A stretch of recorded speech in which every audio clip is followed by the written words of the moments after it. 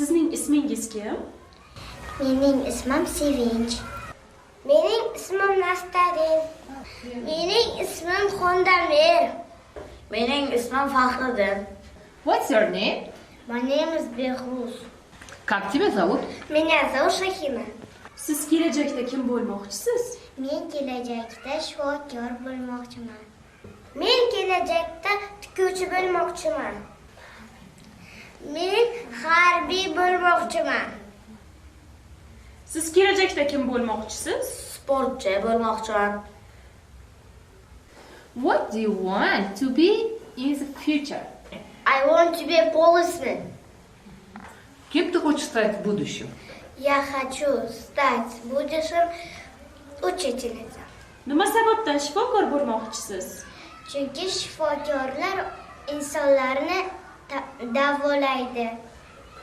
Nima sababdan tikuvchi bo'lmoqchisan? Chunki men ko'ylak tikishni yaxshi ko'raman. Nima sababdan harbiy bo'lmoqchisan?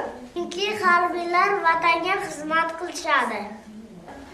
Why do you want to be a policeman? Because my father is a policeman. Nima uchun sportchi bo'lmoqchisiz? Chunki men karatega juda qiziqaman. Я хочу учить детей. Vatanimiz rivoji uchun qanday hissangizni qo'shmoqchisiz? A'lo baholarga o'qib bilimli bo'lmoqchiman.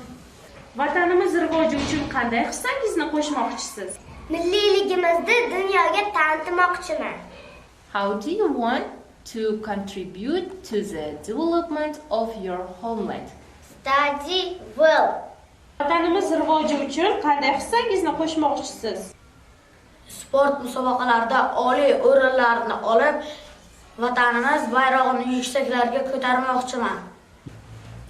Какой вклад ты хочешь внести в развитие Родины? Хочу стать ученым и прославить свою родину.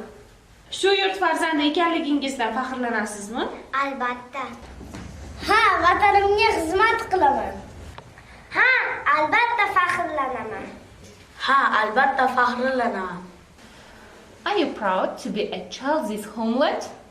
Yes, of course. Ты гордишься, что живешь в этой стране?